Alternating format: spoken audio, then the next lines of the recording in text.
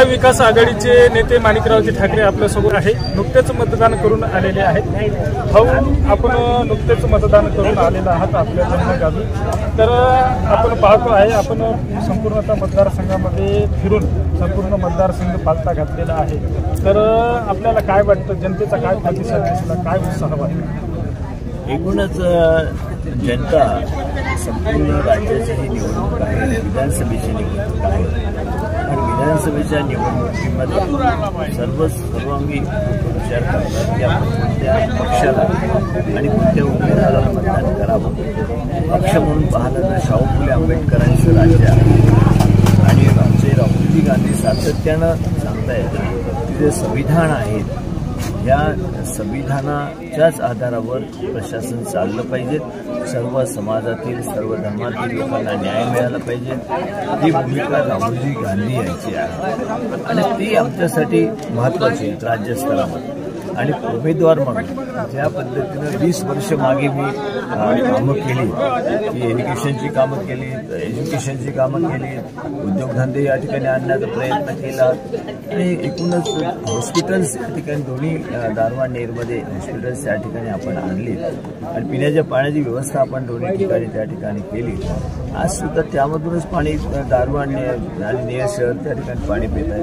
पुणे सर्व विकासात्मक जे भूमिका आपली 20 वर्षामध्ये राहिली. आज आपल्या मतदारसंघामध्ये कृषी विज्ञान केंद्र आपण आणलं, जे बारामतीला कृषी विज्ञान केंद्र आपण आणलेलं आहे. इस्रायल सारखी योजना आपण डेअरी प्रकल्प आपल्या मतदारसंघामध्ये आणलेल्या आहेत. 25,000 एकरला ठिबकनी पाणी देणारा कम्प्युटर सिस्टीमने असलेला प्रकल्प आपण आपल्या मतदारसंघामध्ये आणला याच्यामध्ये. परंतु नंतरच्या काळामध्ये जो विकास म्हणून आपण म्हणतो की शेतकऱ्यांचं जीवनमान सुधारलं पाहिजे, म्हणून एज्युकेशन त्या संदर्भामध्ये धरून झाली पाहिजे किंवा एज्युकेशन संदर्भात मुलांच्या दृष्टिकोन शिक्षण त्या ठिकाणी चांगल्या पद्धतीने मिळालं पाहिजे. जवळपासच्या शहरामध्ये जवळपासच्या गावामध्ये मिळालं पाहिजे. उद्योगधंदे उभारले गेले पाहिजे. सुशिक्षित बेरोजगारांना किंवा बेरोजगारांना त्यामध्ये चांगल्या पद्धतीनं काम मिळू शकेल.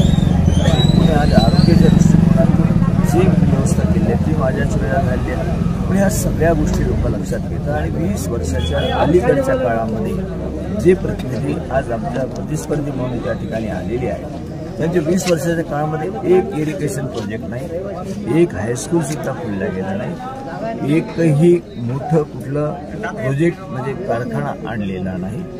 एकही हॉस्पिटल करता त्या ठिकाणी मोठं त्यापेक्षा काही अधिक या ठिकाणी इंजिनिअरिंग कॉलेज किंवा मेडिकल कॉलेज किंवा आणखी टेक्निकल अनेक त्या ठिकाणी संस्था आहेत त्या होऊ शकल्या नाही. आपल्या विरोधामध्ये संजय राठोड तब्बल 20 वर्षापासून या मतदारसंघाचं प्रतिनिधित्व करत आहे. आपल्याला काय आव्हाने वाटतात? आव्हान वाटतच नाही, कारण ही जनतेच्या विकासाच्या दृष्टिकोनातून होणारी निवडणूक आहे आणि जनता हे पाहते की कोण विकास करू शकतो आमच्या क्षेत्रात. आता दोघांची 20 वर्ष झालेली आहेत, त्या ठिकाणी कोणाला कमी अधिक मिळालेलं नाही आहे. 20 वर्षानंतर मी कधी उभा राहिलेलं नाही. मी जनतेला हेच म्हटलेलं आहे की 20 वर्षामध्ये काही झालं नाही. ना इरिगेशनचा विकास, ना त्या ठिकाणी शिक्षणाचा विकास, ना वैद्यकीय सेवेमध्ये काही बदल, त्या नवीन काही उद्योगधंदे किंवा एखादा महत्त्वपूर्ण शेतकऱ्यांना फायदा होईल असा प्रोजेक्ट, ना शेतकऱ्यांना भाव त्या ठिकाणी. सोयाबीनला इतके कमी भाव आहे, शेतकऱ्याचं जीवनमान कसं होईल? आणि तुमचा जर कुठलाच प्रयत्न नसेल आणि 20 वर्षात तुम्ही एकही प्रोजेक्ट उभा करू शकला नसेल, ना इरिगेशनचा, शिक्षणाचा, ना उद्योगधंद्याचा, ना एखादं वॉटर सप्लायची एखादी योजना तुम्ही आणली पूर्ण मतदारसंघामध्ये दिग्गज धरून, तर मग लोक कुठल्या आधारावर मतदान करणार आहे? म्हणून लोकांना एक विश्वास आहे की शाहू फुले आंबेडकरांचा पक्ष म्हणून जे काँग्रेस पक्ष आहे त्याला साथ उद्धवजी ठाकरे साहेब यांची आहे, माननीय शरद पवार साहेबांची साथ आहे, त्यांच्या पक्षाची साथ आहे. म्हणून एकत्रपणे पूर्ण राज्यामध्ये एक मजबूत असं ठोस महाविकास आघाडी पुढे आलेली आहे. आम्हाला खात्री आहे की महाविकास आघाडीच राज्यामध्ये सत्तेत येईल आणि आम्ही त्या ठिकाणी संविधानाच्या आधारावर एक शेतकऱ्यांकरता, बेरोजगारांकरता, महिलांकरता हे राज्य पुढे नेण्याचा प्रयत्न हा आमचा सहभाग राहणार. विजयाच्या दृष्टिकोनातून जर पाहिलं तर विजयाचा आकडा कसा राहील याबाबत काही सांगा?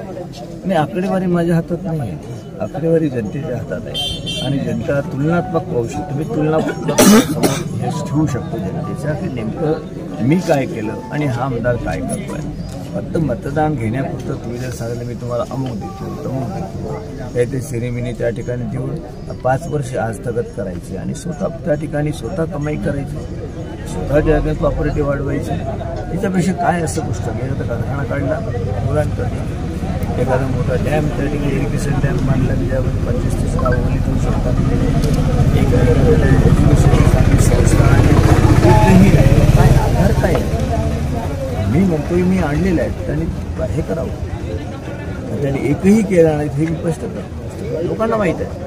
त्यामुळे 20 वर्षातला जो फरक आपण म्हणताय तो फरक लोकांसमोर स्पष्ट आहे. तर हे होते महाविकास आघाडीचे उमेदवार माणिकरावजी ठाकरे. त्यांच्याशी आपण बातचीत केली. सदानंद खिल्लारे, द बहुजन आवाज, हरू, दारवा.